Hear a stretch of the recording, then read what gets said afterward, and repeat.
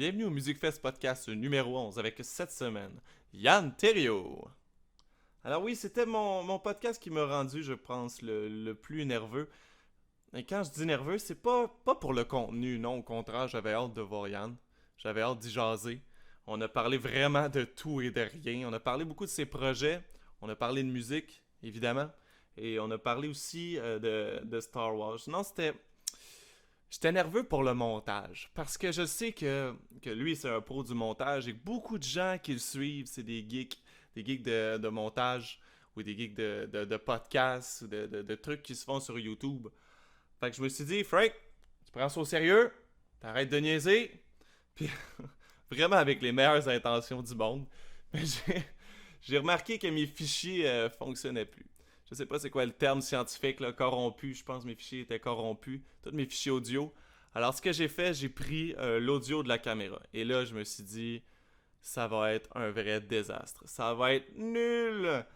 Et je me suis même demandé, je vais-tu vraiment mettre ça en ligne? Puis finalement, ça se trouve que c'est pas si pire pour de vrai. L'audio est pas si mal que ça, là. Tu sais, c'est sûr qu'il n'y a pas pas de micro. Mais quand même, on peut faire fi de ça, je pense, après la première minute. Puis le contenu est super intéressant. Donc non, c'est pas si mal que ça. Mais n'empêche que j'ai fait à ma tâche de dire que le montage allait être super cette fois-ci. Mais par contre, je vais m'assurer que ça arrive plus, ces choses-là. À la fin juin, avec mon ami Pierre-Luc Brodeur, que j'ai déjà eu sur ce podcast ici, hein, il est technicien de son. On va faire un nouveau studio. Et on va mettre ça sharp and sweet. S'il faut que j'achète des micros, s'il faut que j'achète des consoles, ça va se faire. Là, on va mettre ça pour que ça soit... On va essayer que ça soit pro. Là. D'ici quelques mois, il faut que le Music Fest podcast rentre dans la machine. Là. Il rentre vraiment dans la machine. Si vous voulez m'encourager, simplement liker sur le Facebook ou sur YouTube ou Instagram. Si vous voulez faire des commentaires, mais des commentaires le fun là, ou constructifs, parlez-moi pas du son aujourd'hui, je le sais, là, c'est beau. Sur ce, bienvenue au Music Fest podcast numéro 11. Et voici sans plus tarder, Yann Terriot! C'est comme, il y avait un truc sur la Musique Plus un moment donné, elle parlait avec Jean Leloup, puis elle disait, une chance que la télé est pas en odorama. T'as-tu déjà vu ça? Ça me dit Il quelque chose. était en tabarnak. Ah ouais, hein? Ouais, oui, Jean Leloup, c'est ça. Ah ouais, il était reconnu pour ça. Lui, il puait, il se lavait pas pendant des jours. C'est ça, c'est fou, hein? Quand t'es reconnu pour puer. Ouais. Mais ça, j'en ai souvent entendu. Il y a bien du monde. Il y a bien du monde qui le voyait genre dans des bars, puis après ça, genre le lendemain, il le voyait avec le même linge à un gala. C'est ça. Tu sais. Roy Dupuis aussi. Ouais, c'est ça. Roy Dupuis, tu sais. Ben, Ouais, toutes les filles, tu sais. Ah, Roy Pourtant, le Dupuis. sexe symbole. Je veux me taper Roy Dupuis. Ouais, mais il pue. Ben voyons donc. On est-tu commencé ou faut que tu fais-tu un début? Moi, je fais déjà un début, là.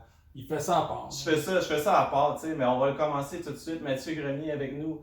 Et surtout, le super héros du web, Yann Terriot. Yann, merci beaucoup d'être avec nous. C'est super Plaisir, cool, ouais. merci de m'inviter. À Saint-Basile-le-Grand. Ouais, mon deuxième podcast aujourd'hui, mon dernier podcast, on finit en beauté. On machine. Avec, musique fest. Où c'est que je suis, ça? C'est quoi mon nom? C'est quoi le podcast? C'est quoi je fais? Je suis avec deux messieurs, il y a des jouets pour enfants.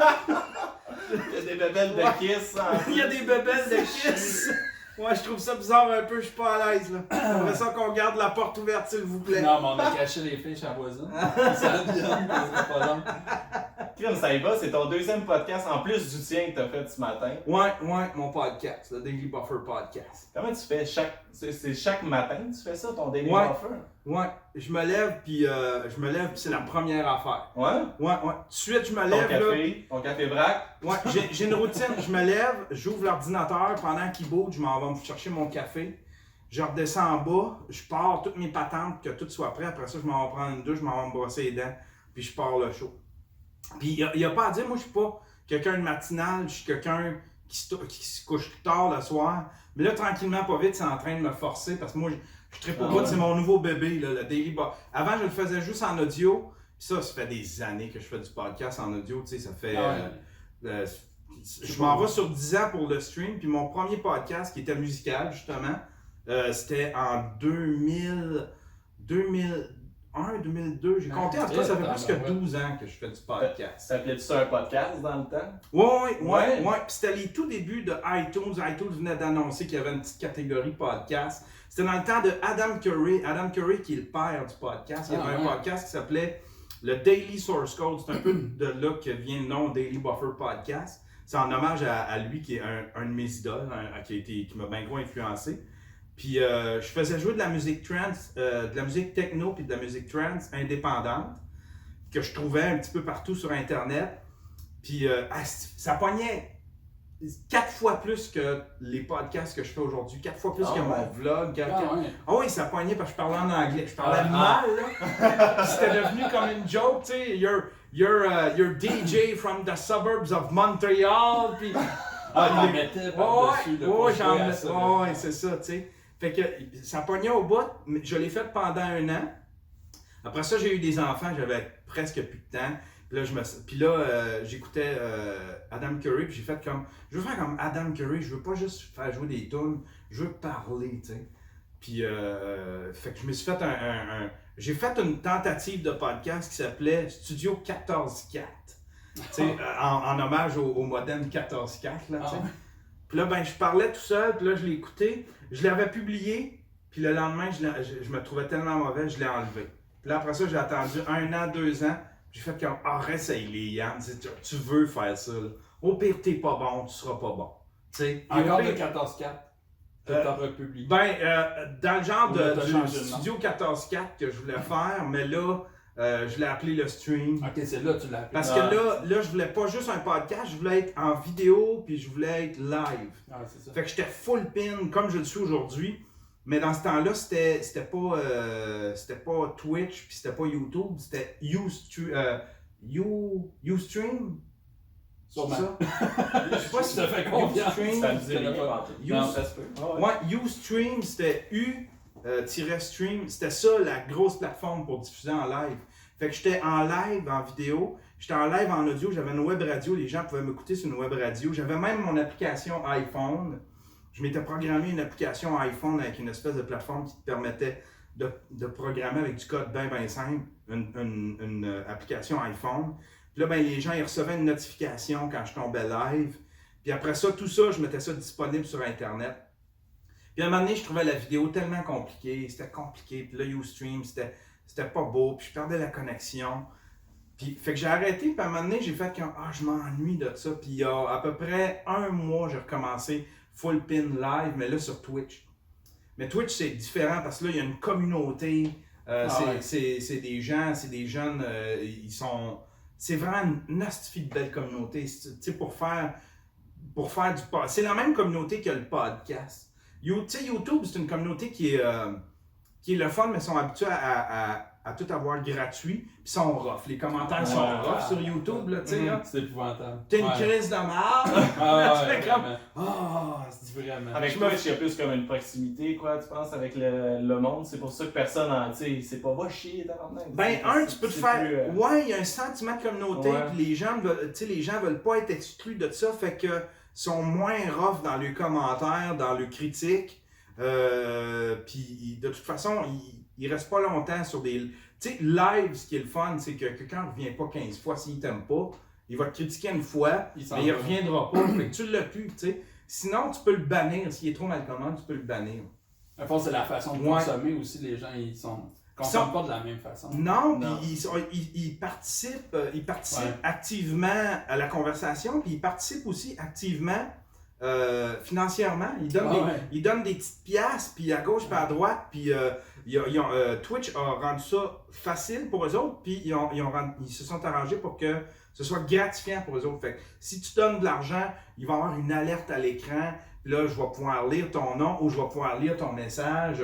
C'est vraiment bien fait. Puis là, ben, tellement que YouTube, ils ont lancé, je pense, il y a 2 ans, YouTube Gaming. Puis tout ça. Ouais, avec des. C'est ça, avec une chatroom, des titres, tout ça. Mais tu sais, ils n'arrivent pas à l'achever encore de Twitch qui mène les affaires vraiment droitement. Là, c'est bien fait. Fait que c'est vraiment propice. Tant qu'ils ne devraient pas se copier. Là. Ils devraient juste garder chacun leurs sources. Ouais. Tu sais, que YouTube continue à faire ce qu'ils sont bons dedans. Puis qu'ils acceptent que Twitch soit bon dans. Ouais, mais YouTube, c'est parce que YouTube, il aurait dû faire ça avant Twitch, dans le fond. Ça vraiment, c'est eux autres qui devraient Ouais. faire ça, mais il aurait dû le faire Mais là, avant Twitch parce que là, il est trop tard. C'est ça, t'sais. Parce que c'était les maîtres de la vidéo, Ben oui. mais ils ont négligé le live. Puis à un moment donné, ils se sont rendus compte, là, tout le monde s'est tourné vers le live, ils ont fait, OK, la vidéo, c'était la grosse affaire dans les années 2000. Ça va être quoi la grosse affaire dans les années 2010, 2015? OK, ça va être le live. Fait que là, tout le monde s'est tourné vers le live, mais il était trop tard pour YouTube. Mais il arrive quand même assez bien, sauf qu'ils ont abandonné bien des trucs que je fais comme, pourquoi vous avez abandonné ça? Entre autres, le pay-per-view. On pouvait sur YouTube, quand t'avais, disons, atteint un certain nombre d'abonnés, là, tu peux mettre un thumbnail personnalisé, tu peux avoir des vidéos de plus de 30 minutes, tu as plein de nouveaux avantages. Puis un de ces avantages-là, c'était que tu pouvais faire des pay-per-views, c'est-à-dire que les gens pouvaient payer, admettons, pour une vidéo. Admettons, comme moi, mes documentaires, j'aurais pu dire, pour un mois, vous allez pouvoir l'avoir en pay-per-view. Puis là, c'est un système qui était fait à l'interne de YouTube. Là, tu pouvais charger, admettons, 5$ pour ton pay-per-view. Ça allait à toi? Il y en avait la moitié qui allait à moi, puis l'autre moitié allait à YouTube. C'est un genre de Patreon, finalement. C'est un genre. Tu aurais pu le travailler, puis ça aurait Ouais, pu ressembler à ça. À Patreon, c'est comme un club vidéo. Tu transformes une de tes vidéos en location. C'est un peu une location. Ça, il y aurait pu avoir une option. Mettons, moi, je veux payer pour ta chaîne YouTube payante. Ouais. Mais j'aurais eu ta chaîne. Mais tu peux le faire par vidéo. Tu peux le faire par vidéo. Ah, c'est ça. Parce que je pense que tu peux louer des films sur YouTube. Ouais, j'ai tu vu peux. ça. Ouais, tu peux louer 3,99. C'est ça. Ouais. Bon, mais Ça, c'est longtemps. il pourrait faire ça, la même chose pour quelqu'un. Ouais, c'était tout là, c'était tout fait pour le monde indépendant. Puis moi, j'aurais aimé ça faire ça pour mes documentaires, parce que j'aurais pu faire des sous avec ça, tu sais. Tandis que là, je me tourne vers les Patreons, fait que je l'offre de façon indépendante dans un système autogéré, où est-ce que là, les Patreons, je l'offre aux Patreons avant tout le monde. Fait que ça m'a amené beaucoup de nouveaux Patreons, par exemple. C'est ça qui est le fun, tu sais. Ils ont payé, ils ont payé une fois pour voir le documentaire, mais après ça, il y en a beaucoup qui restent pour m'encourager, qui font comme « Ah, je vais continuer de l'encourager, tu sais. » Fait que je donne des petits perks comme ça. Puis on est dans une astuce de belle ère, tu sais, comme toi, tu as commencé ton podcast. Il y a 3 mois, tu as tous les outils à ta disposition, tu sais, tu as Audacity qui roule là. À cette heure, tu peux mettre ça, j'imagine que tu mets ça sur Balado Québec ou sur SoundCloud. Ouais, c'est ça, Balado Québec. Tu sais, c'est tout, tout est à la portée. Tout est fait pour que ça soit Vous avez quel âge, vous autres? Moi, j'ai 28. 28? 40? Ben, t'es plus de mon âge. Ouais. Je sais pas si tu te souviens, tu sais, dans notre temps, là, tu sais, admettons comme moi, on avait fait une BD, moi et un de mes chums, quand je restais à Rouen. Puis là, on a fait comme, ah, c'est cool, on a fait une BD, on était jeunes, puis l'Internet n'existait pas encore dans ce temps-là. Puis là, on était là, ah, Chris, c'est cool, on a fait une BD, là. On va aller faire imprimer ça. On va aller chez l'imprimante, on va la faire imprimer, là, on va avoir plein de boîtes. Puis là, après ça, on s'est regardé, on a fait, ouais, mais Chris, qu'est-ce qu'on va faire avec les boîtes? Ah, je le sais pas. Ah ouais. Tandis qu'aujourd'hui, tu te poses plus la question, c'est comme tu commences sur Internet. Voyons, tu mets ça sur Internet, tu vends sur Internet, tu le mets en PDF sur Internet, tu n'as même pas à aller le faire imprimer, tu sais. On vit dans une ère de création là, incroyable pour ça, là, tu sais, ça a beaucoup de négatifs, là. Tu regardes Black Mirror, tu fais comme, tabarnak, faut que je me suicide, d'hostie. Mais tu sais, pour les créateurs, c'est une ère incroyable. Là. Ben oui, j'ai dit à quelqu'un que j'allais faire un podcast d'une 40aine d'années, que je suis pas ça, les podcasts du tout, tu sais, aucune idée c'est quoi. Puis là, j'y explique, tu sais, moi, je vais recevoir du monde, puis on va jaser de musique, puis il me dit, ah ouais, comme dans Wayne's World. Fait que lui, il pensait, oh ouais, c'est ça, avec la caméra, pis tout ça, pis tu fais ça chez vous. C'est tout à fait ça. J'aime ça. C'est sexy, moi, j'aime ça. Bonne référence. Comme dans Wayne's World. Méga excellent. On devrait upgrader, faire la meilleure. Ouais. Moi, ça me fait bien gros penser.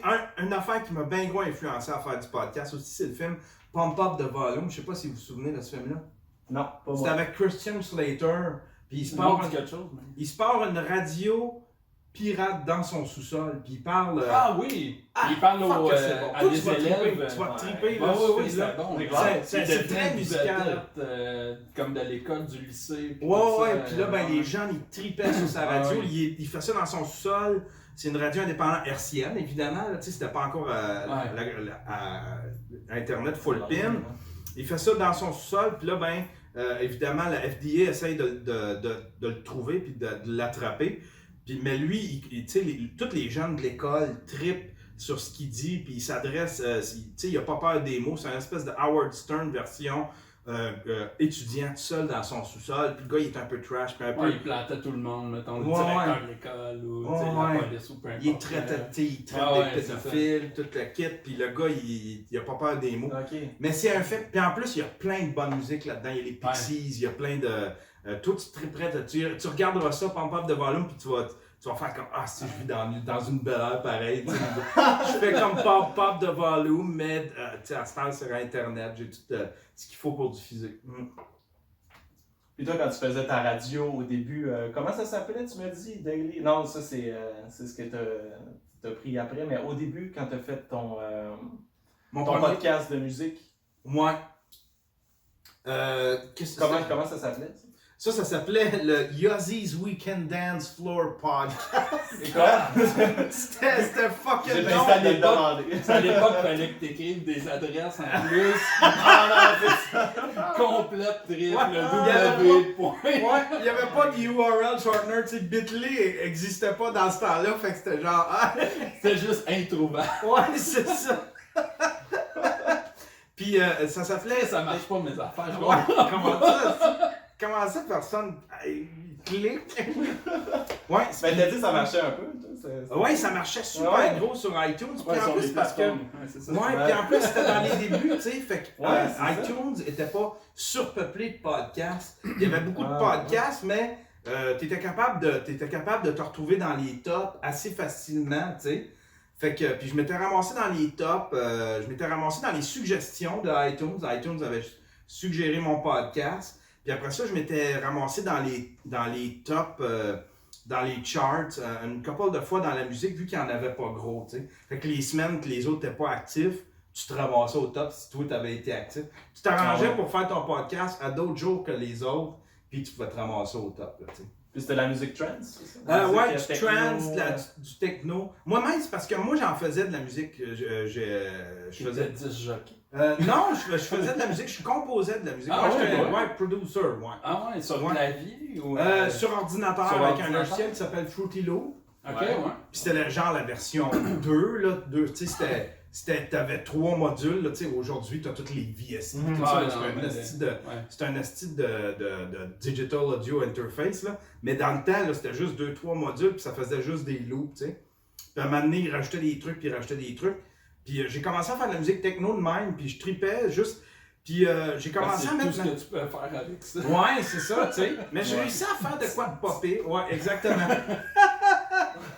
Puis là, il y avait une espèce de 808, là, il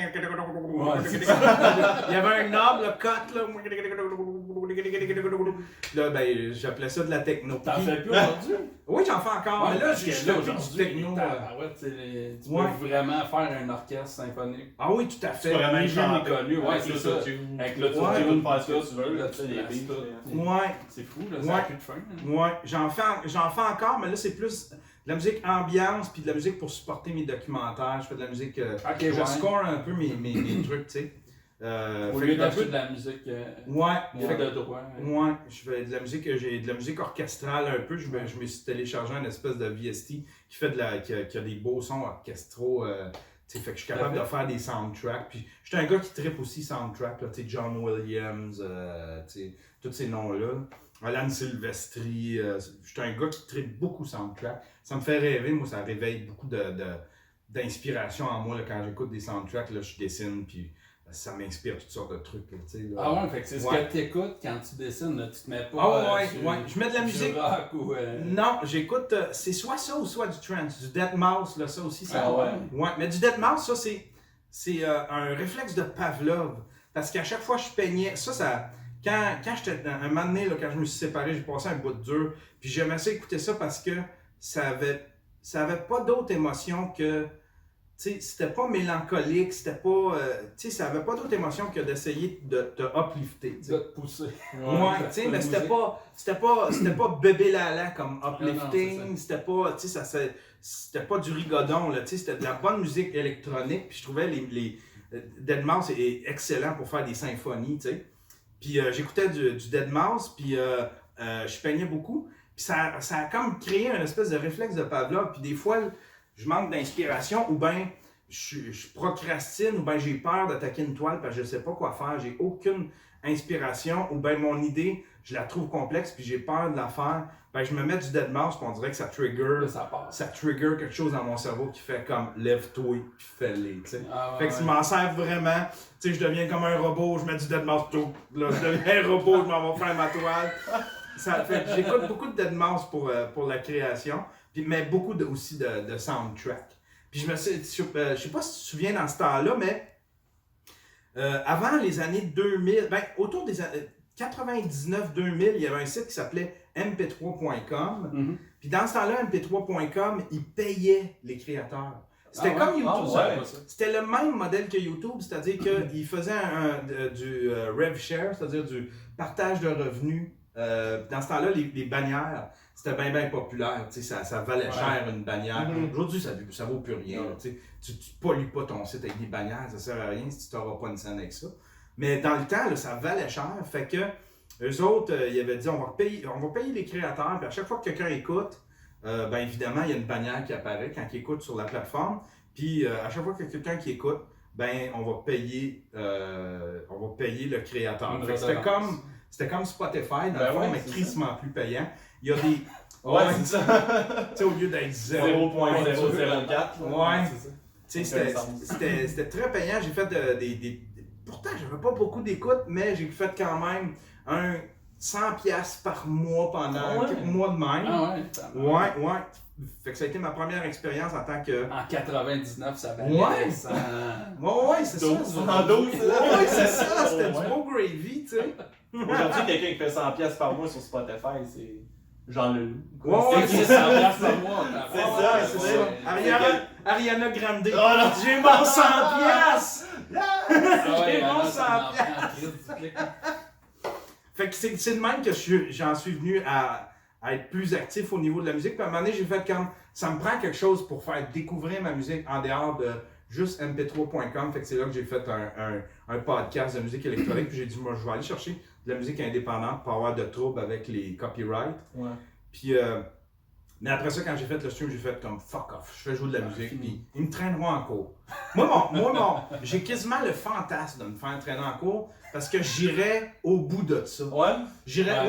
On dirait que j'ai le goût. Si tu me traînes en cours, tu sais, c'est comme si une maison de disques me traîne en cours.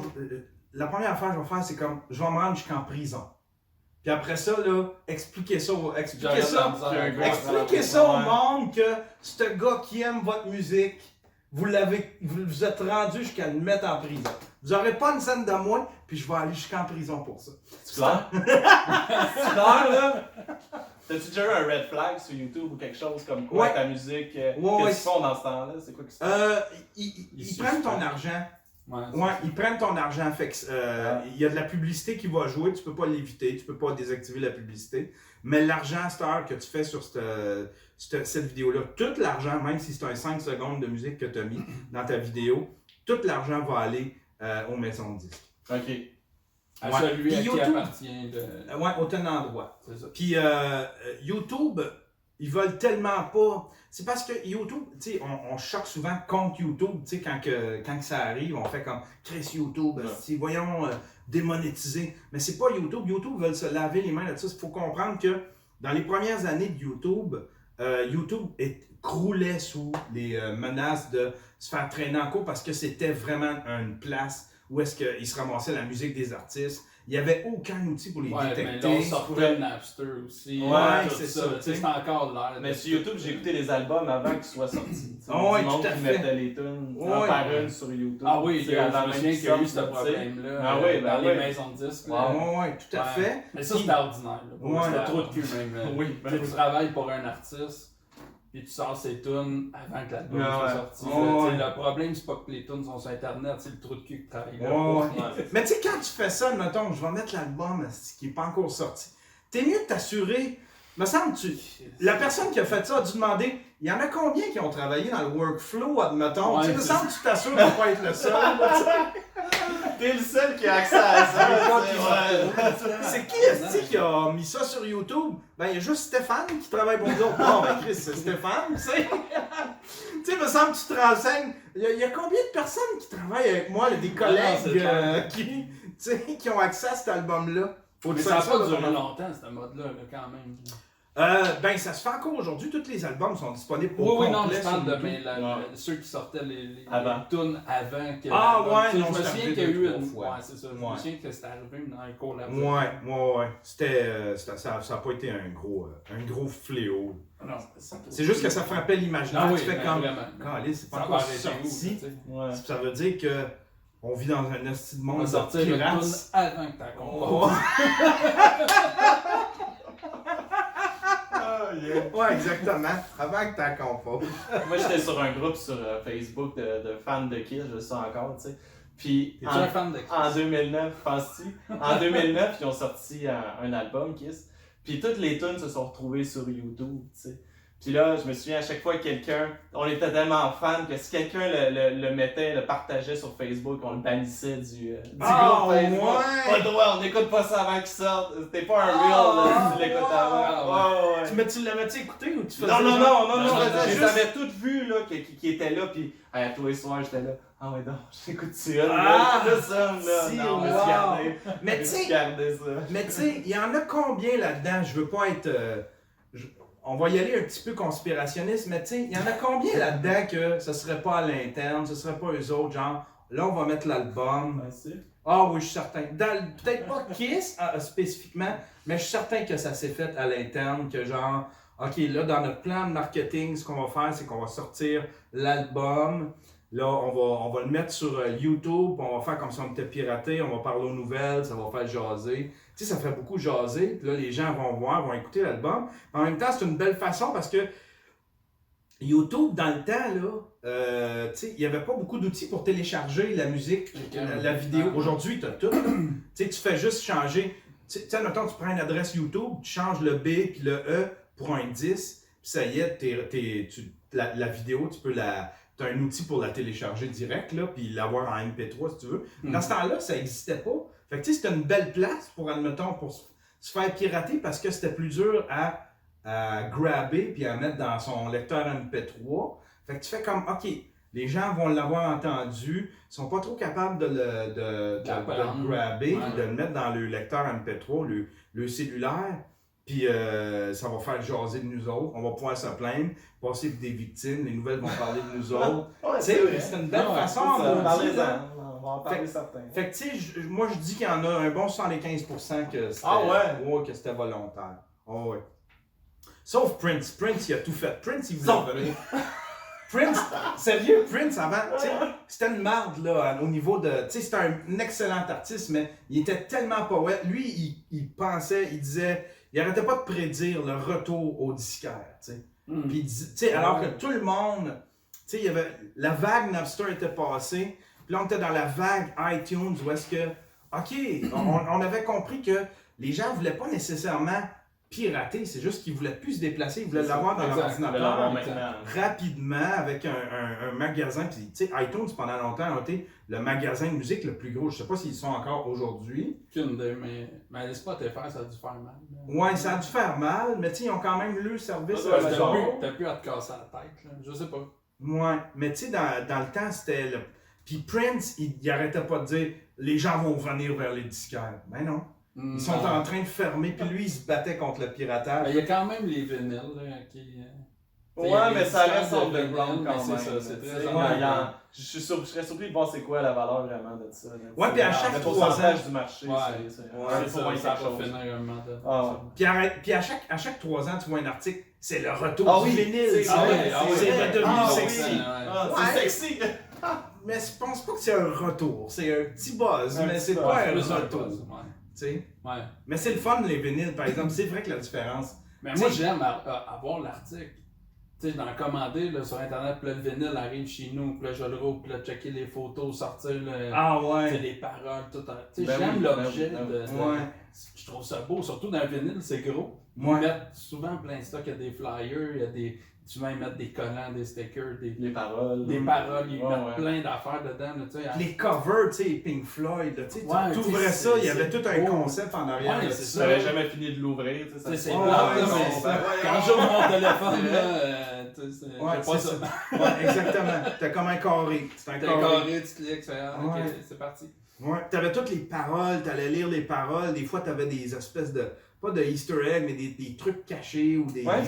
Tu faisais comme, pourquoi qui ont écrit ça, puis là, d'un coup, t'entendais l'histoire. Ouais, c'est ça. Pourquoi, c'est qui? C'est bon, il y a tout le temps des noms weird. Ouais, c'est Louis-José qui fait ça chaque année. Il lit les remerciements les plus funky. Et ça, c'est cool, parce que justement, c'est clair qu'il y a plein d'affaires, tu sais. On a fait des albums, là, tu sais, puis c'est clair que tu caches des affaires, là, tu sais, qu'il y a du monde que c'est leur surnom ou leur nom, ou peu importe, mais tu sais, c'est des affaires personnelles de la petite gang qui se comprend. Puis là, tu t'apprends à savoir c'est quoi l'histoire qui se passe, t'es comme content de hey, moi je sais pourquoi ils ont mis ça. Puis, comme tu dis, c'est un Easter egg, là, c'est cool. C'est le fun de faire ça, puis tu fais comme, peut-être que quand je vais mourir, ça, tu sais, mettons que je deviens populaire, que là, ça va devenir la grosse affaire, tu sais. Genre, tu sais, comme moi, je cache des affaires dans tous mes vlogs. Je cache des Easter eggs dans tous mes vlogs. Puis, je fais comme, peut-être qu'à un moment donné, il y a quelqu'un qui va toutes les regarder. Qui va toutes les fouiller. Puis là, ça va devenir comme une espèce de chasse un peu à la Ready Player One. Si tu trouves tous les Easter eggs dans les vlogs de Yann. Qu'est-ce qu'il pensait? C'est quoi le code? C'est quoi le code? Ça ouvre quelle porte? Il y a un coffre de caché. Parle-nous, Yann! Parle-nous! Toi, tu tripes-tu là-dessus, les Easter eggs? Surtout dans les films de super-héros, je pense qu'il y en a pas mal. Je capote! De checker tout le temps, c'est quoi? Puis, moi, là, ce que j'aime... Moi, ce que j'aime, je m'en vais voir un film de Marvel, n'importe quel film de super-héros ou de science-fiction, là, les films de geek, là. Puis après ça, là, tu t'en vas sur YouTube, puis il y a un gars qui s'appelle The New Rockstar, je pense. Lui, là, il décrypte tous les films, il est déconstruit, puis il t'explique tous les liens, les Easter eggs que tu vois à l'écran, il te les explique tous. Puis tu fais comme, tu sais, tu te penses wise ass, tu fais comme, j'ai vu un ou deux affaires, là. Ça, là. D'après moi, je suis pas mal d'un seul qui l'a vu. Le producteur serait fier de moi.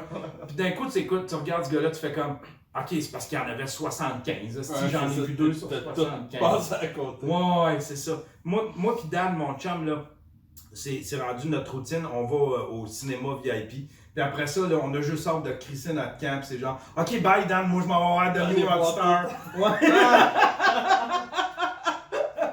Je trippe là-dessus. Je trouve que ça c'est une plus-value, tu sais. C'est comme un petit quelque chose pour... C'est comme un petit quelque chose pour... on n'a pas juste pensé à essayer d'avoir des nouveaux fans, on a pensé à ceux qui sont des hardcore fans, qui veulent tout savoir. Puis je trouve que c'est une belle marque de respect, là, tu sais. Là, c'est comme un album caché ou quelque chose de même. Là. Ça, j'aime ça. Là, moi, je suis zéro fan, OK, de tous ces films-là, Marvel, puis tout ça. Je sais que tu es allé voir Avengers. Il n'y a pas longtemps. Là. Ouais. Est-ce qu'ils sont vraiment... Il y a un lien entre chaque film? Je sais pas, ils ont fait comme 22 films. Ouais. Tu sais, depuis le premier jusqu'à... Ouais. Je pense que ça parle-tu d'Howard the Duck? C'est-tu lui, le 1? Le 1? Non, mais je suis allé... Oui, non, il y a des liens à Howard the Duck. Oui, Howard the Duck, c'est un super héros. Mon film préféré à la TV. C'était bon, ça. Fait que ça, c'est le 1. C'est ça? Je sais pas, non, je dis peut-être n'importe quoi pour Non, c'est pas le 1. La première de tout cet univers-là, ça a été le premier Iron Man. C'est là qu'ils ont construit le premier Iron Man. Tu sais, ils en ont fait des films de super-héros, mais c'était tous des stand-alone, pas mal. Ils se parlaient pas, les films, mais le premier qui a fait partie de cet univers-là. Puis moi aussi, des fois, j'ai du mal à y croire que c'était tout pensé déjà au moment où ils ont fait Iron Man, que toute l'histoire était écrite. Parce que j'ai l'impression que... Ben peut-être que ça pourrait avoir tout été écrit, mais pas au scénario près. Puis d'après moi, il y a eu des divergences où ils ont fait, il y a trop de monde qui se doute que ça va être ça. Faut aller ailleurs. Fait que d'après moi, il y avait des plans B et plans C, mais c'est tellement bien ficelé, là. Mais ça se tient tout, là. Ça se tient tout. Ça se tient tout. Tu fais comme, OK, c'était pour ça. Ils ont fait ça pour ça. Tu sais, des liens avec des des personnages qui font juste bumper dedans, d'un coup tu fais comme, Chris, il y a un lien de ça, ouais, 7 ans plus tard. Il est pas là pour rien. Il est pas là pour rien, tu sais, tout est comme tellement pensé, tu fais, ça doit être stressant pour eux autres tellement qu'il faut qu'ils pensent à tout. Tu sais, le réalisateur, lui, là, tu sais, qui en fait un Marvel, là, qui arrive dans cet univers-là, qu'il faut qu'il respecte tout ça, il doit être paranoïé. Il y a des devoirs à faire. Là, il doit y avoir quelqu'un qui le talonne et qui fait c'est ça. ouais, non, mais tu peux pas y faire ça parce que là, dans l'univers. Fait que tu sais, ça doit être tellement stressant. Puis même affaire pour les Star Wars, mais là, les Star Wars, ils s'en sont foutus pas mal, les fans. Ils ont fait, on refait tout, puis en plus, on va. Ils ont tout vendu, puis ils se crissent de ce qui va suivre. Ouais. Je pense qu'ils ont annoncé une nouvelle série, mais ils ont annoncé autre chose. Ouais, mais tu sais, les fans s'attendent quand même à ce qu'ils respectent les 3 premiers, puis ça a des liens avec les 3 premiers, sauf que ils font tellement ce qu'ils veulent. Les réalisateurs sont justement pas assez, disons... Impliqués, ouais, en tout cas. Conscients. Sont pas assez... Pas conscients, mais comment je pourrais dire ça? Sont pas comme Marvel, c'est-à-dire qu'un réalisateur peut arriver, puis souvent ils disent... Ta carte blanche, ben il devrait pas faire ça. Non. Parce que l'univers, c'est pas construit juste à coup de réalisateurs, ça s'est construit à coup de fans aussi. Les fans l'ont mené là. Puis là, souvent, les réalisateurs, ils font comme ouais, moi je tripais sur Star Wars, vous allez voir, je vais vous faire un bon Star Wars. Mais il le fait à sa façon, tu fais comme Carlis, t'as pas respecté aucunement l'univers, t'as un peu. Tu sais, t'as essayé de tout refaire. Ils ont fait des beaux personnages, tu sais, dans la série qui ont ressorti il y a 3-4 ans. Avec, c'était quoi, pas un New Hope, c'était, voyons, pas de c'était, je me souviens plus c'était quoi. Le premier qu'ils ont refait, là, il y a de la nouvelle trilogie.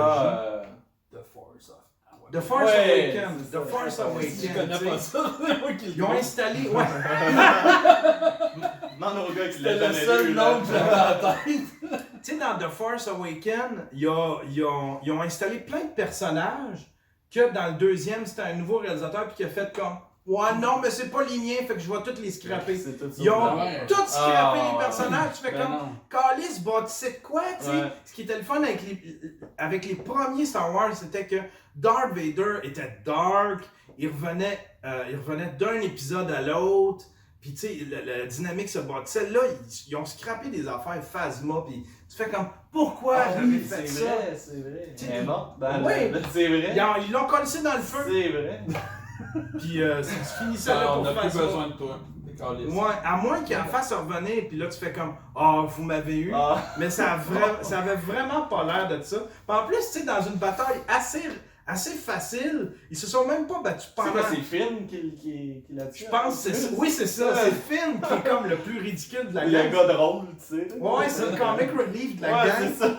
Ils se battent même pas pendant 4 minutes, là. C'est vraiment juste un petit 10-15 secondes, 2-3 coups de poing. Pouf! Il y a un pouce dans le feu. C'est fini avec elle. Tu fais comme, pourquoi vous l'avez installée? Elle était toute belle. C'était un beau trooper, tout en chrome. Pis tout. Ouais. C'était tout sexy. Tout allait bien, là. C'est vrai que c'était cool. Là, c'est comme, ok, bon, ben, Chris, on se fiera pas dessus pour faire le show. Bon. Le Big Boss aussi, là, comment il s'appelait?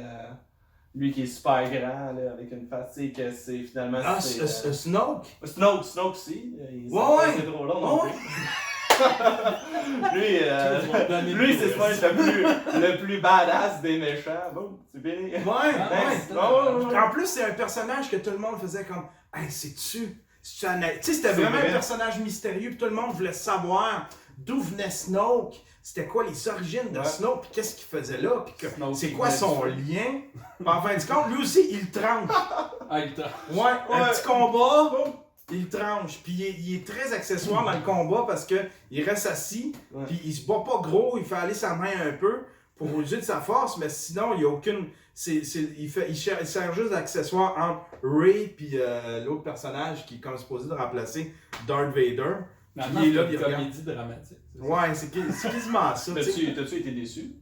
Là, t'as l'air d'avoir été déçu, là, mais si on fait une rétrospective... Le soir même, j'étais bien content, okay. Mais après ça, j'y repense, puis je fais comme, calice, ça m'a pas marqué comme les premiers, puis ils ont pas créé un univers, le fun, comme les premiers. Mettons, comme comme ils sont en train de faire sur Netflix avec plein de nouvelles séries, là, que tu fais, ah, Stifi, je veux en savoir plus là-dessus, tu sais, admettons, comme Stranger Things, tu sais, ouais. tu fais comme, ils respectent, puis ils bâtissent de quoi un univers, ils sont en train de bâtir, ouais, c'est vraiment, tu fais comme, ok, ça c'est un univers auquel je peux m'accrocher, mais on dirait que dans Star Wars, ils veulent pas que tu t'accroches à l'univers, ils veulent juste avoir du nouveau monde. Alors revenez au cinéma, le film c'est pour tout le monde, ok? Ok! On veut les vieux plus des nouveaux. Non mais le bout, c'est que Luke, là, tu sais, ça, t'as-tu été déçu de Luke, comment il était un peu? Ouais, qui était un gros épais, un peu, là, tu sais. Ils ont essayé de le faire. Le bout, est-ce qu'il boit du lait, là, dans un espèce d'alien, là?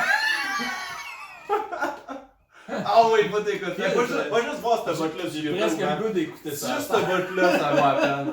Il boit le lait.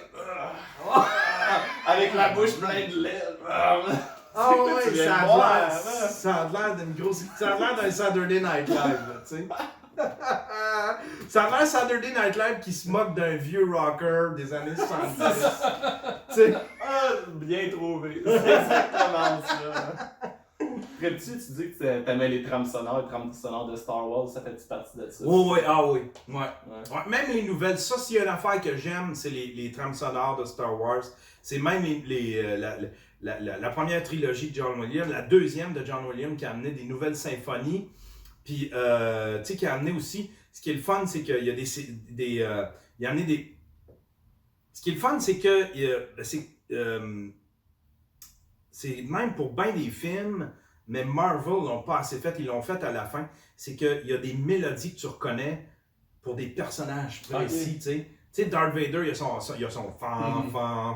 Fait que tu sais qu'il arrive, puis il y a des variations de ça, mais ça a tout le temps rapport avec Darth Vader, tu sais. Ouais, c'est vrai. Quand il trouve le casque, je pense que c'est ça, mais en plus... Ouais, c'est ça, tu sais. Ils ont emmené une nouvelle symphonie, ils ont emmené une nouvelle harmonie, disons, quand ils font des combats, tu sais, c'était des chœurs, là, dans... Duel of Fate, là, cette chanson-là. Ouais, c'est ça. Tu sais, on est resté accroché. Ah, ouais. Quand il y a des combats à cette heure, tu sais, fait que il y a plein de... je trouve que c'est le plus gros travail de soundtrack qui n'a pas été fait. Sinon,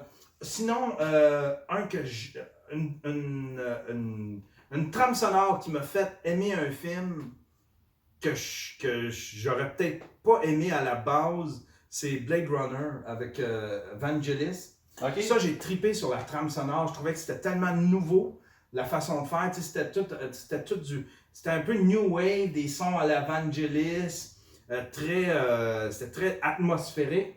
Puis avec les sons de sci-fi, avec les images de sci-fi, les sci-fi, on était tout le temps habitué que ce soit des espèces de western dans l'espace avec de la musique, là, tu sais, là, tous les sci-fi, c'était épique, puis c'était triomphal, tandis que lui, il amenait de la musique new wave, avec des sons très ambiance, très glauques, les images étaient glauques. Fait que j'ai aimé Blade Runner au début pour les images, avec cette espèce de nouvelle façon de faire de la musique pour des films.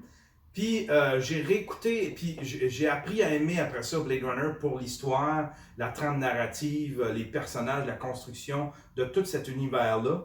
Puis là, j'ai trippé, là, tu sais, puis je suis devenu un fan fini de Blade Runner. Mais au début, c'était vraiment la musique qui m'avait séduite dans Blade Runner. J'ai fait comme, tu sais, il y a une espèce de trompette au début, là, tu sais, quand il y a toute l'ouverture, tu vois un œil, puis là, tu vois cette espèce de landscape très sci-fi avec le feu qui sort. Puis tu fais comme, c'est quoi ce décor-là? Il y a quelque chose de majestueux là-dedans avec la musique de Vangelis qui était incroyable. Puis j'avais vraiment peur d'être déçu pour Blade Runner 2049 qui est sorti de Denis Villeneuve. Puis en fin de compte, c'est comment il s'appelle? Je me souviens, voyons, c'est pas Alan Silvestri, mais celui qui a fait la trame sonore, c'est celui qui a fait, en tout cas, Google. Ouais.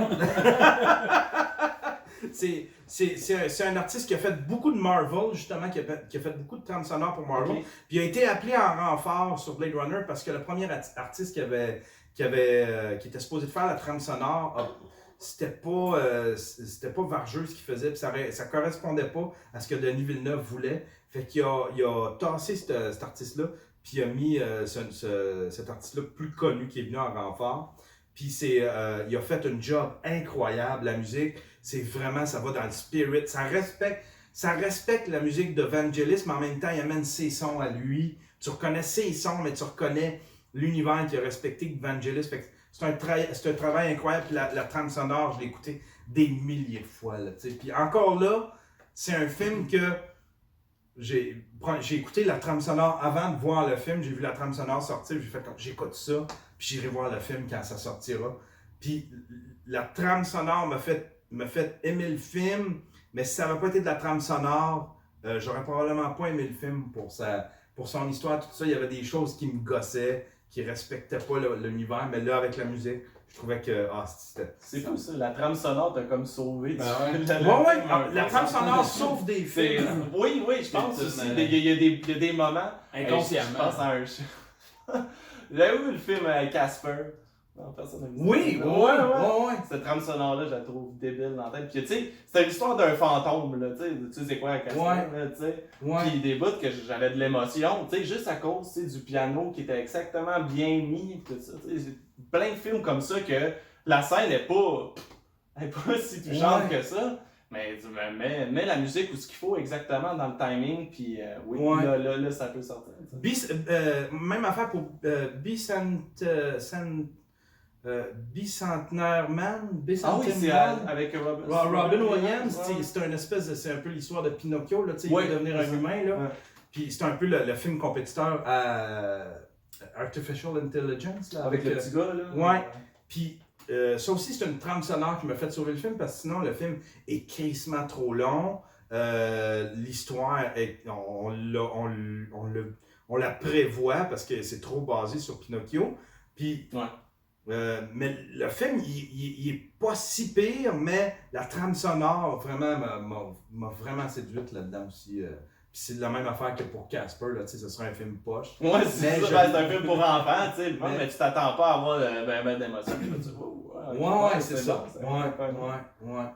T'en as-tu d'autres? Y a-tu des trames sonores que t'écoutes, tu sais, comme tu dis, quand tu peins, c'est quel genre de trame sonore t'écoutes? T'écoutes-tu le New Wave que tu disais? Oui, Blade Runner. Beaucoup de Blade Runner. Oh, je parle la trame sonore de Blade Runner.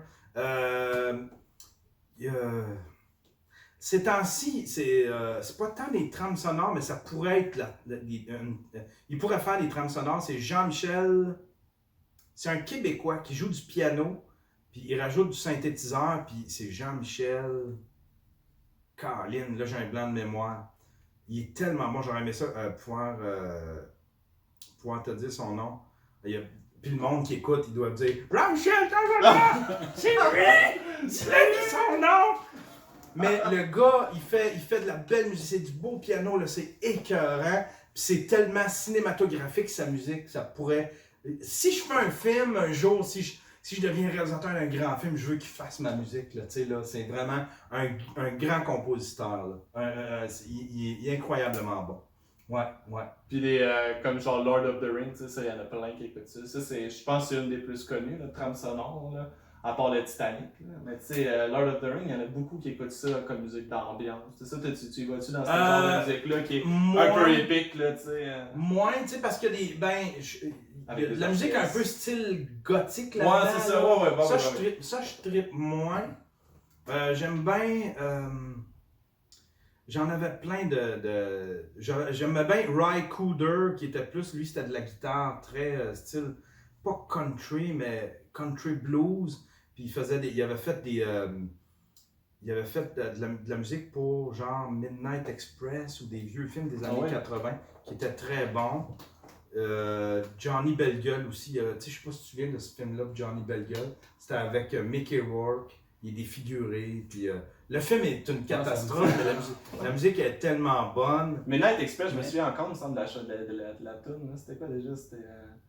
Je me souviens pas, mais c'était épique quand même, c'était bon. Ouais, il y avait de la bonne musique dans Midnight. Ils ont fait un remake, finalement. Il me semble qu'il parlait de faire un remake un moment donné. Je me souviens même pas de l'histoire. C'est ça. Je me souviens le gars qui est dans une prison turque, là. C'est ça. Oh, ok, c'est ça. puis il faut qu'il sorte de là, puis il sauve par un train. Il saute avec un train, ouais. Ouais, c'est ça, il tue. Ben moi, j'ai vu en tout cas un remake à Fantasia. Ah oui, ok, c'est ça. Ouais, fait que... C'est bon?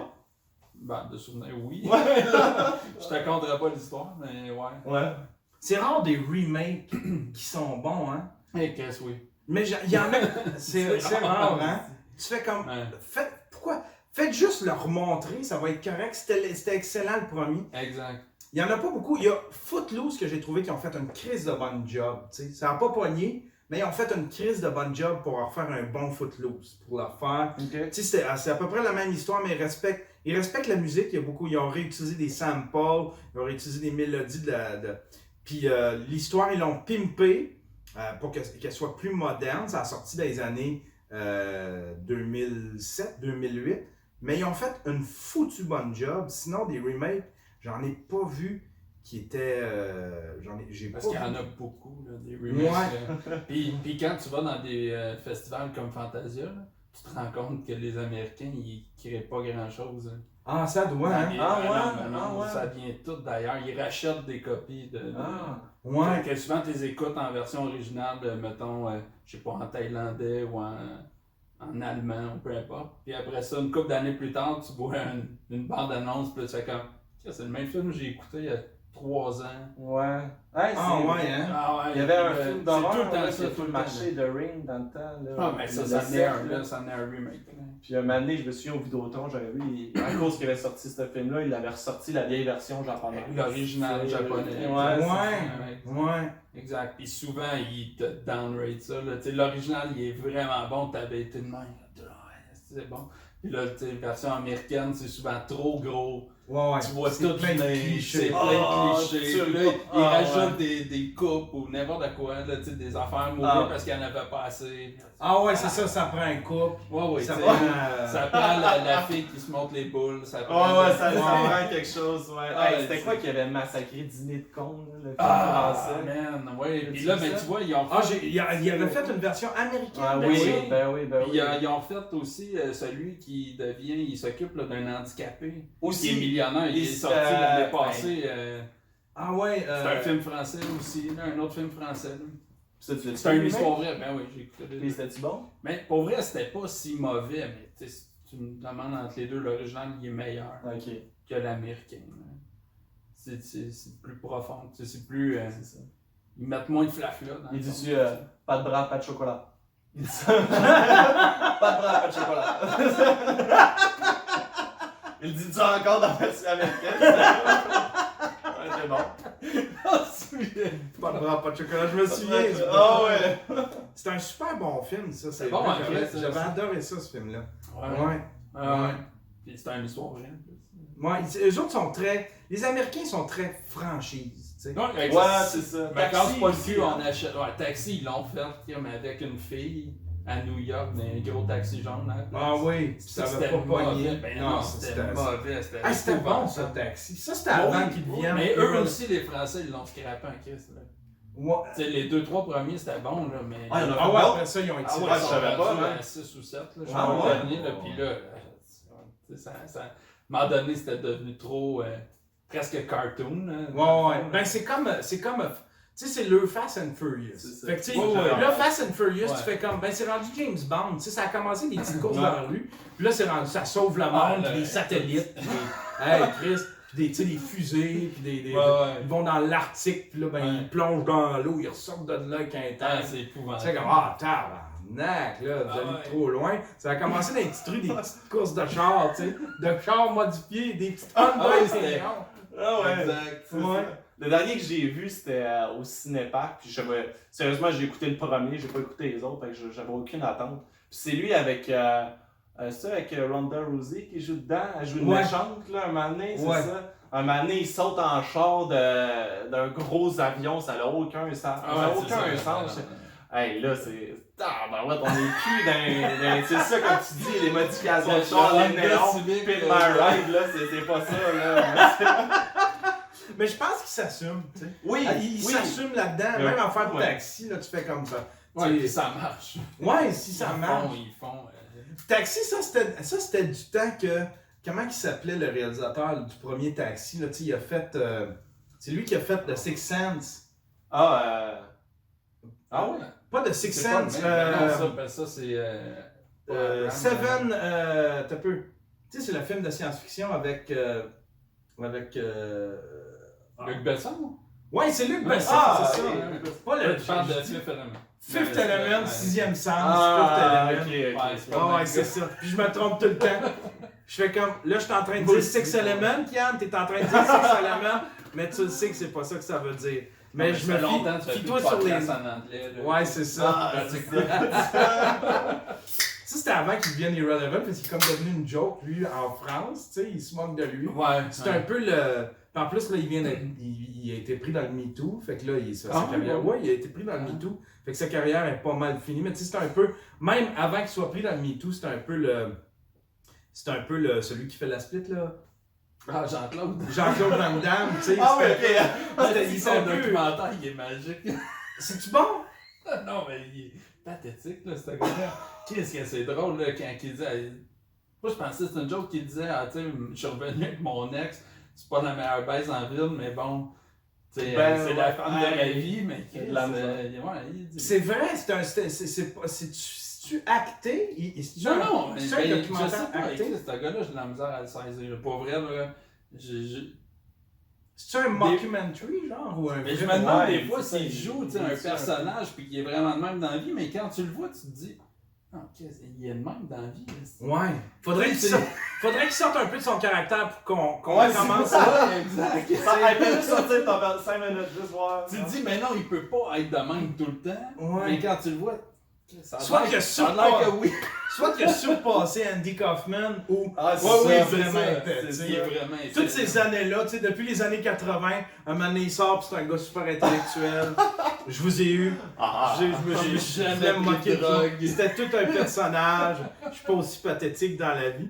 Ben, tu sais, il aurait... Si c'était ça, il a surpassé Andy Mais- Kaufman. Parlant de ça, t'as-tu écouté le Huge in France? Non, c'est Huge en France? Ouais, Eugene, ouais, j'ai pas écouté pas une minute encore. J'ai J'aurais aimé pensé à ça. toi tout le long que je l'écoutais. C'est-tu bon? Non? C'est quoi? Je sais même pas. C'est Gad Elmaleh. Oh, oui, Tu sais, oui, qui va aux ok, États-Unis. ouais. Puis il pense, tu sais, il... Ben, c'est une pub carrément, là. Il s'est payé une pub là, pour Oh, lui ouais, aux sûr. États-Unis. Mais Ouais, c'est que c'est ça. ça.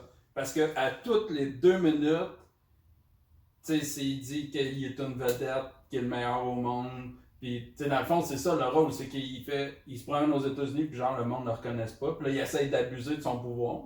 Parce qu'il fait comme moi, on ne savait pas chez qui. C'est genre, je veux rentrer, puis ils font comme non, tu rentres pas ici.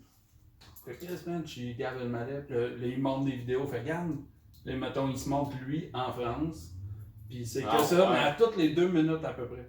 Puis j'exagère pas.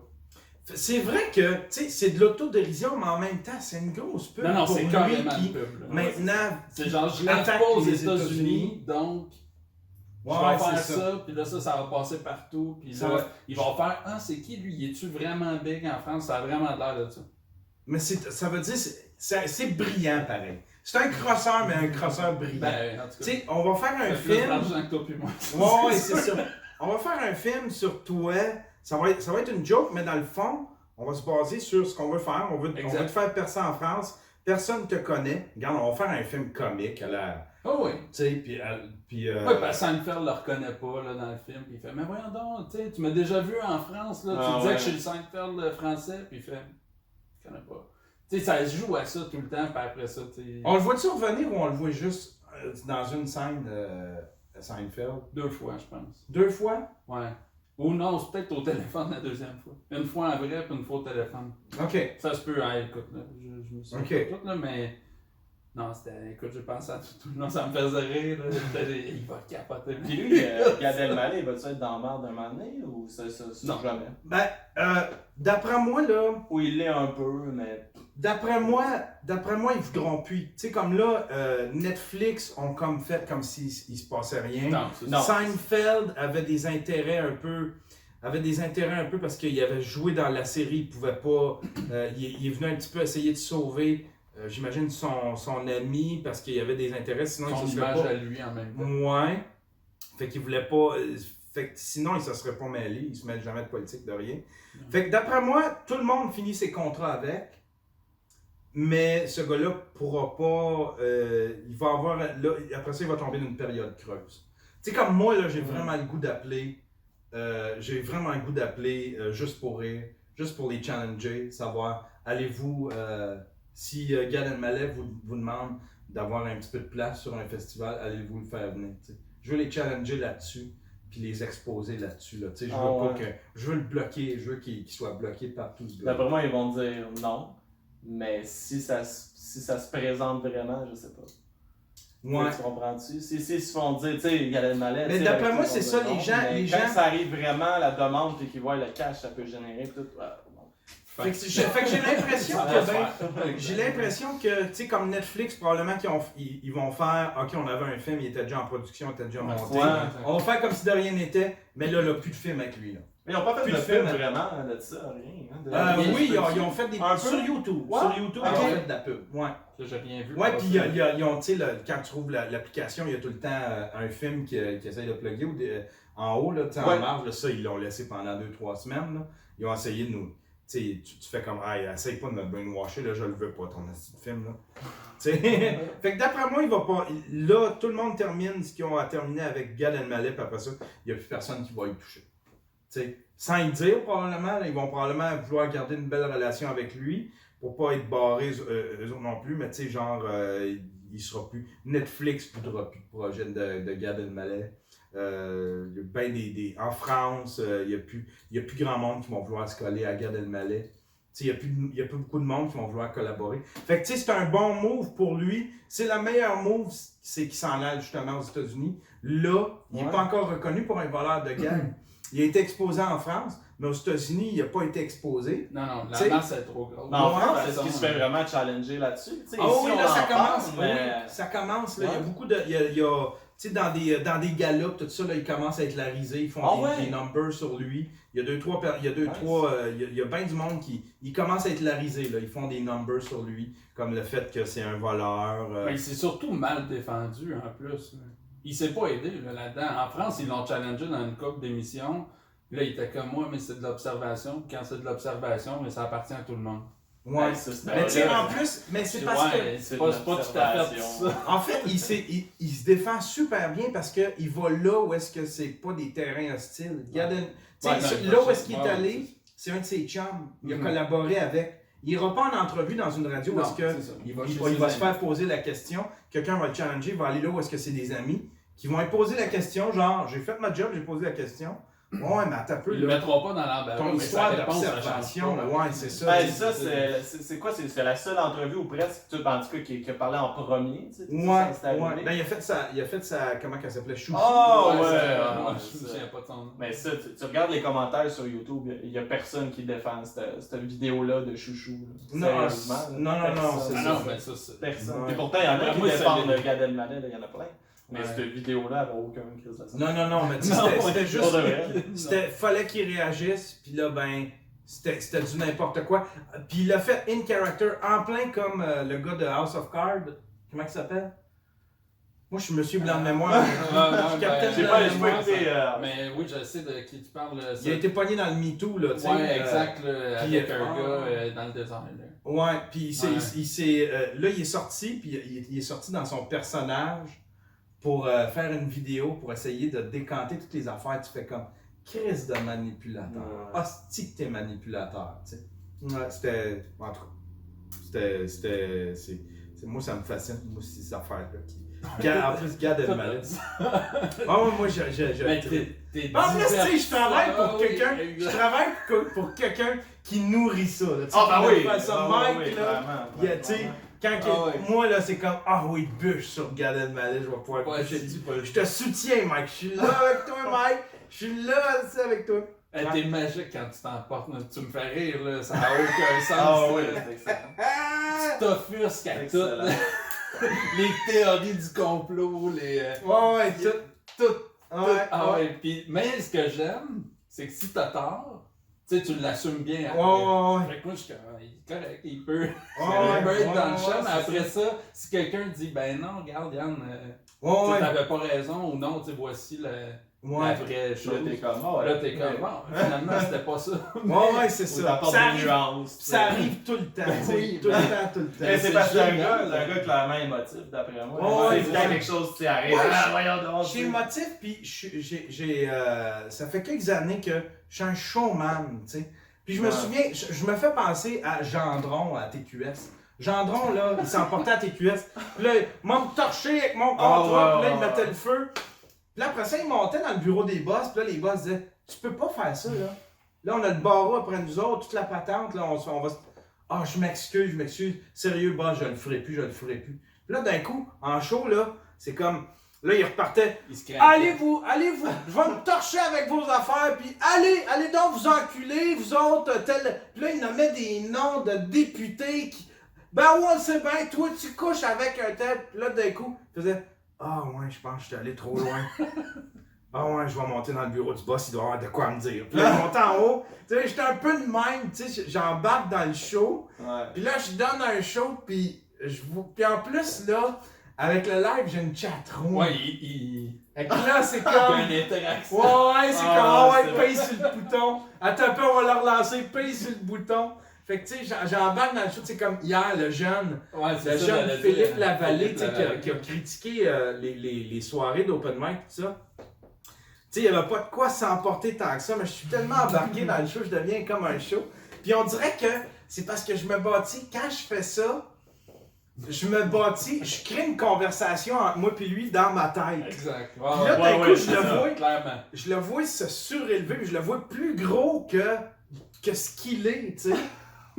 C'est un jeune! Ouais, Puis en plus, c'est un espèce de millénial. Il est gay, millénial, il a sa petite chemise, il est complètement inoffensif. C'est un petit intellectuel, il ferait pas de mal à une mouche. Tu sais.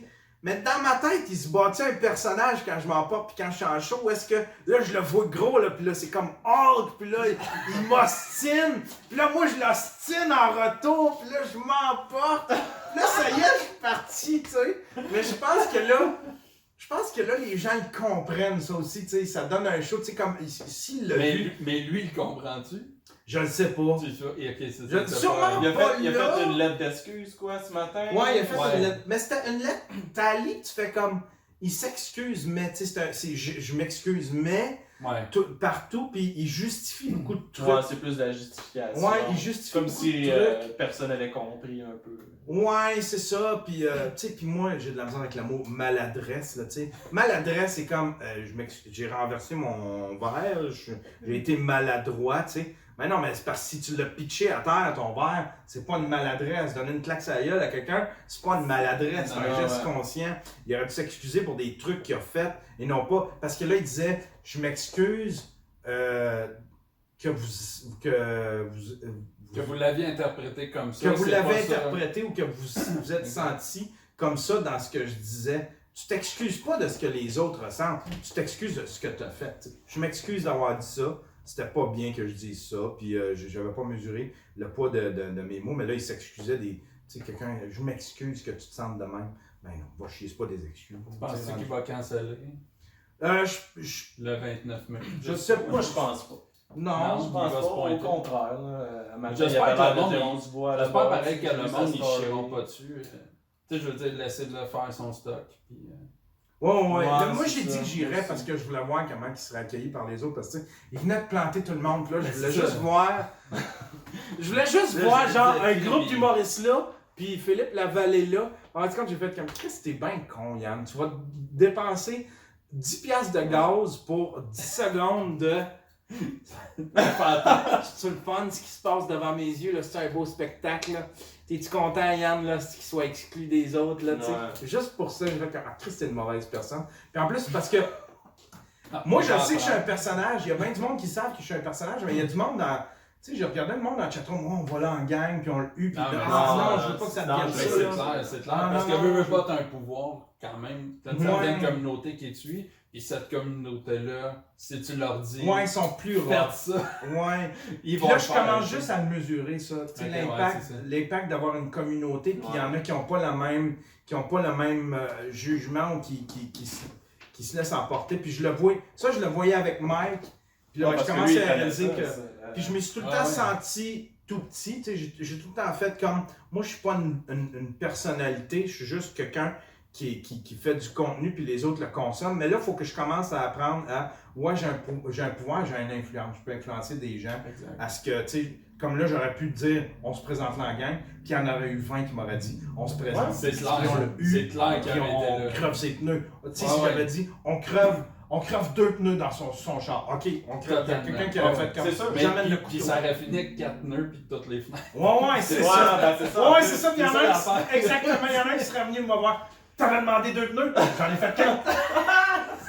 C'est clair. C'est clair, puis là... Ça escalade. Puis... Ouais, exactement. Ouais, faut vraiment switch. On était supposé de parler de musique quand même. Ah, on en a parlé pas mal. On en a parlé beaucoup. Ouais, c'est vrai. Mais moi, ça m'intrigue si tu veux revenir là-dessus. Là, je suis quand même assez surpris que tu dois avoir trippé ces raves dans les années 90. Du tout. J'ai fait aucun rave. Mais je trippe sur une musique spécifique dans l'électronique.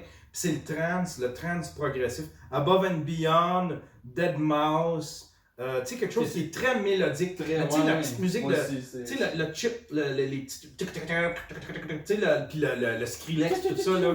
Ça, là, je suis pas capable. Tu sais, puis le drum and bass, je suis incapable non plus. Okay. Faut vraiment. C'est soit ça. Pas dans une discothèque. Non. J'aime la musique qui s'apparente à. Qui a des bonnes symphonies, tu sais. Puis le trance, t'as quasiment des symphonies de musique de film là-dedans. Deadmauss, c'est la même affaire. Fait que c'est pour ça que j'aime bien aussi le house jazz ou l'acid jazz. Ça, c'est bon du acid jazz, j'aime ça. T'sais, c'est le genre de musique que je consomme.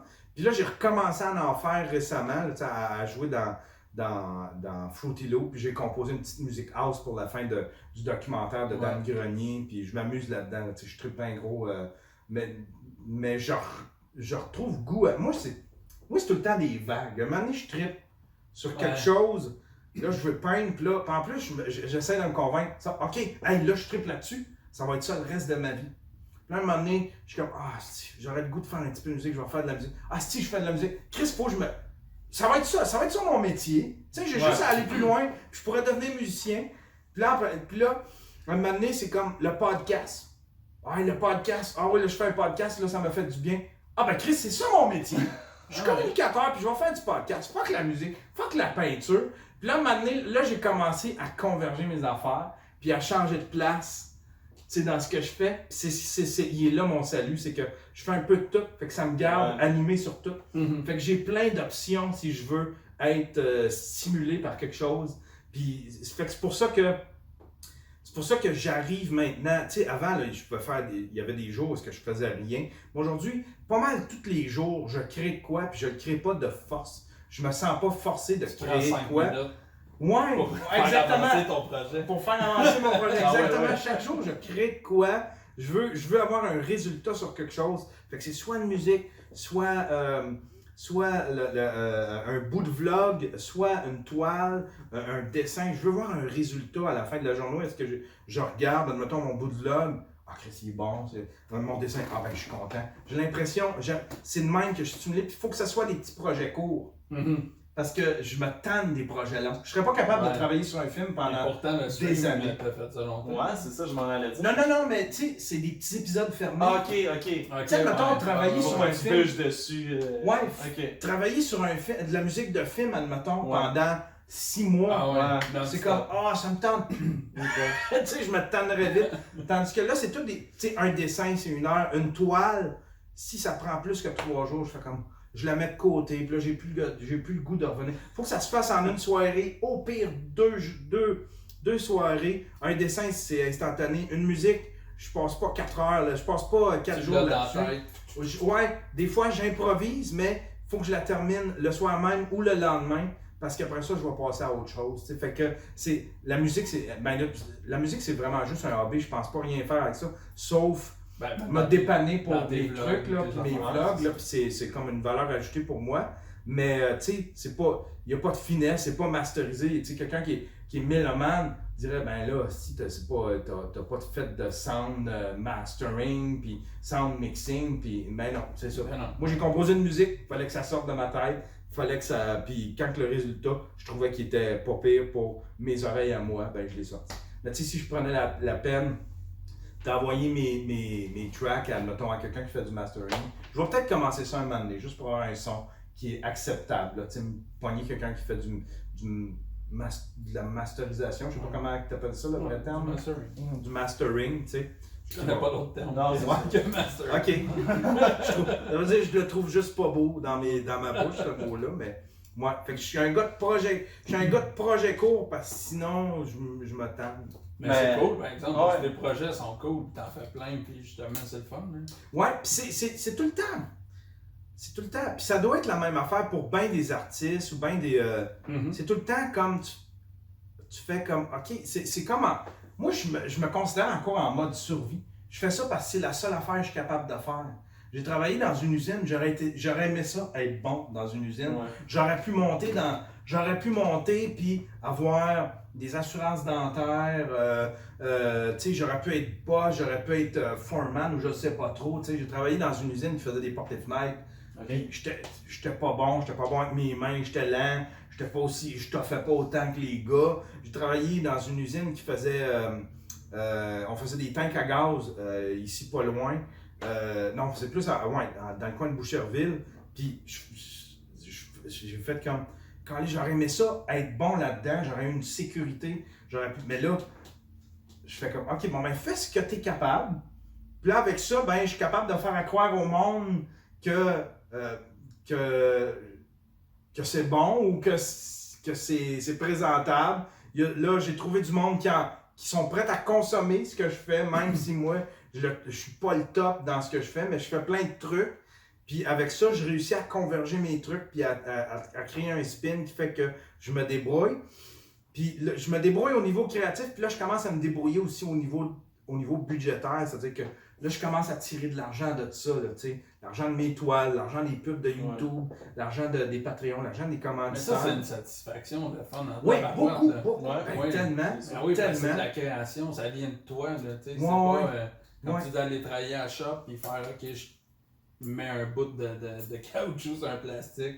C'est ça, mais là, c'est comme ça vient de toi, ta création, tes idées. C'est satisfaisant, mais tu passes par un gros moment de syndrome d'imposteur où est-ce que tu fais comme...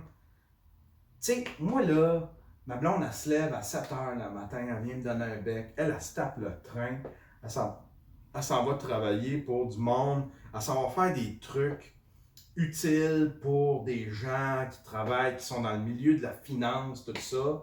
Tu sais, me semble qu'elle fait avant. Moi, je suis dans mon sous-sol, je fais des dessins, puis je suis comme. Elle revient, elle a sa journée dans le corps, puis moi, je suis là, ben, je vais faire un dessin, je vais continuer. Tu sais, c'est comme. Qu'est-ce que tu as fait aujourd'hui? Ben, j'ai fait des dessins. J'ai crié à ma GoPro. Ouais, c'est ça. C'est ça. C'est un raid. On a un raid d'un gars, t'aurais trippé mon amour. Elle a trippé. Il était tout excité. On était 63, puis le gars là, il a fait comme wow! Puis il a réagi de même, c'était vraiment cool, hein? Ça, c'est ma contribution à la société, puis c'est ma contribution au foyer familial. T'as rendu une personne heureuse? Ouais. Tu sais pas, peut-être qu'elle est en dépression, c'est pas c'est ça. 64. Fait que, tu sais, il faut que tu fasses un moment donné, tu sais, j'espère que tu aspires à ça un moment donné parce que c'est vrai, on vit dans cette ère-là où est-ce que tu vas pouvoir en vivre de ça un moment donné. Tu sais, là, tu es en mode hobby, mais un moment donné, c'est quand tu t'assumes, tu fais comme. C'est plus juste un hobby. Moi, là, j'assume que ça va être ma job. Ouais. Fait qu'il a fallu que je l'explique aussi à ma blonde. T'sais. Quand on a commencé à se connaître, j'ai fait comme, tu sais, ce que je fais, c'est de la création de contenu, puis je vais essayer des trucs, puis je sais que je suis dans la bonne voie. Je sais pas ce que je fais, mais je sais que je suis dans la bonne voie. Puis à un moment donné, tu fais comme, Christ, là, je tire de l'argent, ça contribue à remplir le frigo, à payer les billes d'électricité. Je paye ma moitié de tout dans la maison, tu sais. Puis j'ai tout le temps payé ma moitié, mais là, je peux le faire. Juste, je peux dire que c'est ma job. Puis quand tu le prends comme une job, même si tu n'es pas encore payé pour ça, quand tu le prends comme une job, tu fais comme. C'est pas juste un hobby, là. C'est pas juste un hobby, man. Moi, là, c'est sérieux mon affaire, tu sais. Ben, c'est pas juste. Non, je peux pas juste parler dans un micro. C'est sérieux mon affaire. Je communique avec du monde, je suis un communicateur, tout ça. Quand tu te prends en sérieux, là, il y a quelque chose qui déclic dans ta tête. Puis c'est là que toutes on dirait que t'attires ça, t'attires le fait qu'il y a des gens qui, tu sais, là, il y a des gens qui vont commencer à s'intéresser à ce que tu fais. Il y a peut-être des commanditaires, il y a du monde qui veut s'impliquer. Il y a du monde qui veulent que ça marche tes affaires, puis qui veulent participer. Y a-tu de quoi je peux faire, Yann? Si j'aime ça ce que tu fais, y a-tu de quoi je peux faire? J'ai aucune idée. J'ai aucune idée, mais écoute, je te prends en note, tu sais, comme là aujourd'hui, à chaque fois que je parle de quoi j'ai un problème, WordPress, il y a 2-3 personnes qui ont fait comme fais-moi un compte admin, je vais rentrer, je vais tout te le régler. Je vais être ton WordPress. Je fais comme tabarnak, c'est cool d'avoir ça. Tabarnak, c'est cool d'attirer ça. Du monde qui font comme j'aime son projet, je consomme ce qu'il fait. C'est parce que t'as tout le temps quand même ce petit sentiment de. Tu sais, comme le Patreon, c'est ça que j'ai expliqué dans l'autre podcast. Mon Patreon, au début, je faisais comme ils font ça pour m'encourager. Tu sais, c'est comme. Le petit gars, j'ai pas besoin de. Tu pensais qu'il faisait ça par pitié? Ouais, un peu, tu sais, pour m'encourager. Puis le gars, il veut fort. Tu sais, c'est comme le scout qui se présente à ta porte avec un calendrier. Tu fais comme, j'ai pas besoin. On regarde jamais ça sur le frigidaire, un petit calendrier. Je l'ai dans mon téléphone, mais c'est un scout. Je vais l'encourager. Fait que j'avais l'impression que c'était ça. Tu sais, je vais l'encourager. C'était pauvre Yann. Il essaye de devenir quelqu'un sur le web. Puis, fait que. Tu sais, j'ai eu une grosse pause où est-ce que je faisais comme si. Ouais. Là, j'étais là. T'as déjà vendu des calendriers scouts par ta porte. Comment ça, tu sais ça? T'as fait tes recherches. C'est ça la musique fait ce podcast. Google, les On connaît nos invités. On a des clients. On a des clients avec nous. Ouais. Mais c'est vrai, comme tu dis, quand il y a du monde qui commence à en croire en toi, c'est là que tu fais ah ouais, ok, c'est peut-être bon. Tu sais, Mathieu, c'est un peu ça aussi. Tu sais, j'avais comme un coup de down après, ça faisait 9 invités que j'avais, puis là, j'avais de la misère à trouver d'autres noms. Je suis pas sûr, tu sais, j'ai pris un petit break une couple de semaines, puis lui, il m'a dit ben non, puis là, il m'a trouvé du monde, tu sais, ça fait du bien, je fais comme oh, ok. Ça peut être sérieux, nos enfants. Ça peut être sérieux ce qu'on fait, tu sais, puis tout ça. Tout à fait. Ouais. Non, puis on vit tellement dans une. C'est ça, on vit dans une belle ère, je vais le répéter, mais on vit dans une belle ère où tout ça est possible. Tu sais, s'il y a du monde qui peuvent réussir dans la vie à prendre des photos sur une plage en bikini, puis que les compagnies vont faire comme si, moi, il faut que je mette mon argent, je mets mes pions sur cette personne-là, des belles fesses en bikini. Parle pas trop, juste belle. Mais Chris, ça veut dire que tout est possible, tu sais, là. On s'encourager de ça, On s'encourager de ça, tu sais. On vit dans... Fait que, tu sais, puis moi, je respecte beaucoup ça aussi, le fait, tu sais, que le... Comment je pourrais dire? Tu sais, que les gens, n'importe qui d'indépendant, t'as plus besoin d'un gros système pour t'approuver. C'est la même affaire pour les humoristes. Il existe beaucoup de soirées d'humour. Plus besoin de la machine. T'as plus besoin de l'approbation de TVA pour rire. Que TVA. À un moment donné, TVA, à un moment donné, tu deviens un incompte. Tu sais, ces gens-là, admettons, mettons comme Roxane Bruno, il y a bien du monde, tu sais, ils deviennent des incontournables. TVA ne peut plus les éviter. Radio-Can ne peut plus les éviter. Ils ne peuvent plus les ignorer puis les nier puis faire comme s'ils n'existaient pas. Ils n'ont pas le choix. Ils n'ont pas le choix ils n'ont pas le choix de faire comme OK, ben ces gens-là existent. On est obligé d'en parler. Fait qu'ils ont forcé ils ont forcé à coup de crowbar leur présence dans le mainstream média, puis de plus en plus on commence à les voir, ils apparaissent à la radio, à la télévision, ils commencent à avoir leur place. Fait que là, c'est en train de se blender. La télévision perd de sa force, le web gagne de sa force, puis là, tranquillement, il va y avoir un blend. Puis à un moment donné, il va y avoir une certaine harmonie, où est-ce que, tu sais, tout le monde va aller chercher les morceaux. Tout va cohabiter, puis il va y avoir une belle synergie entre tous ces médias-là, tu sais. On commence à le voir. Tout à fait. Ouais. C'est beau ce que tu viens de dire. Toi, t'aspires à quoi avec. Qu'est-ce que t'aimerais? T'aimerais-tu ça vivre de musique? Ah ben là, c'est sûr.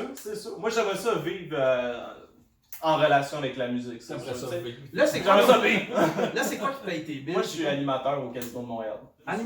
C'est bien payé, c'est bien payé en plus. C'est bien payé, ouais. J'ai pas... Fait que, tu sais, le jour... Fait que, admettons, ça grossit, là. Ça va être un gros... Un gros un gros step, là, tu sais, c'est Chérie, ça, on va je le fais jaser. dessus, puis j'ai une blonde formidable, tu sais, qui m'encourage tout le temps, qui me dit, tu sais, d'habitude, moi, j'ai un bébé ici, j'ai un chien, puis j'ai ma blonde, tu sais, fait que là, elle dit tout le temps, bon, ok, regarde, on va partir 1h30 de temps, attend tu fasses dans ton le char, podcast. elle Non, non, Avec pas le bébé qui non, est non, non, non, non, non, non, Sérieux? ben non. Tu l'as-tu créé ça Hey, en porte pour moi? Hey, j'ai l'air d'un monstre, merci. Non, non, non, pas du pauvre tout. madame! Non, non. Vous êtes où? Revenez! Revenez, là. C'est votre maison, là, je voulais pas, moi! Ah, viens en pyjama avec bébé. Tu as vu tantôt, elle tourne en rond Ouais, avec c'est l'épicerie, ça. avec son Oh panier. non. Que j'ai dit. Moi j'essaie d'être gentil, tu sais, de dire, oh, ma blonde est là pour moi. Elle est tellement Là, bonne là, pour c'est moi, moi, j'ai c'est l'air l'air d'un atroce. Non, fait que c'est ça. Oui, c'est sûr, j'aimerais ça en ligne. J'aimerais ça. Ouais. Mais comme je te disais, tu sais, c'est un début pour moi. Parce que ça fait c'est 3 correct, mois, c'est correct tu sais, de- Je suis dans les balbutiements sérieux Ouais. là, je commence à comprendre comment ça fonctionne à peine. Ouais. Mais ça m'intéresse super gros, tu sais, je trouve ça vraiment. L'affaire, c'est qu'il faut pas obséder avec les chiffres. Faut obséder Non, avec son ouais. contenu. Je suis Faut d'accord. obséder à être fier. Parce qu'il y a quelqu'un qui. Si tu essaies de plaire au monde, tu vas juste devenir beige, là, tu sais, là, puis tu vas faire ce que le monde demande, tu sais. Puis c'est un peu. C'est très dangereux. Il faut que tu trouves un équilibre entre ça. Puis toi, ce que tu veux créer. Mais au début, ta vision, faut que tu l'imposes au monde. Ouais. Fait que peu importe ce que tu fais, faut que tu l'imposes au monde. Tu fais comme. Tu sais, là, ils vont te critiquer, tu devrais faire ça. Ouais, c'est parce que tous les podcasts font ça. Moi, je ne sais pas de même, je veux faire Ouais. ça. Tu sais, il y a des bases, il faut que tu aies du bon son, il faut que tu aies une bonne image, puis il y a du langage, tu sais, il y a du langage au niveau de l'image, tout ça. Mais après ça, le reste, au niveau du contenu, tout ça, c'est toi qui décides, puis les gens, laisse pas les gens essayer de recréer un autre podcast qui est meilleur. Puis là, d'un coup, toi, tu arrives dans le décor, tu y ressembles, mais là, il essaie de. Tu sais, ça c'était bien gros au début, là. T'sais, tu devrais faire ça, lui, il fait ça de même, tu sais. Puis, ouais, mais là, tu devrais mettre telle affaire, tu devrais changer telle affaire, lui, il fait ça, tu sais. Ouais, c'est parce que j'ai une vision, elle est claire, elle n'est pas encore toute installée, mais j'ai une vision, puis elle est claire, puis tu vas voir, je vais me rendre là où est-ce que. Puis tu devrais triper. Puis si tu tripes pas, il y a quelqu'un qui va triper. Il y a quelqu'un qui aime ce que tu fais, mais tu ne le sais pas encore. T'sais. Ouais. Puis lui, il ne le sait pas encore, puis à un moment donné, vous allez vous trouver, vous allez vous matcher, puis il y a plein de monde de même, tu sais. Puis toi, quand ce déclic-là est fait que oui, je peux faire ça, tu sais, c'est-tu là où tu as été. T'es-tu, on peut-tu dire, le plus heureux que tu as été dans ta vie? C'est-tu Ouais, ah oui, tout à fait. Ouais. Ouais, tout à Ça se fait. voit, ça se voit clairement. Si tu Ah, me dis je que suis tes d'accord. podcasts, tu fais ça tous les matins, puis tous les matins, c'est puis tu sais, Ouais, ça. ouais. Ouais, c'est Ouais, ça. me fait. Hey, c'est sûr que t'es Ouais, heureux. ouais. En tout cas, sinon tu le caches bien en Ah tabac. ouais, je suis sur mon X là, comme j'ai jamais été au niveau Ça professionnel. te fait Ah, peur, c'est ça?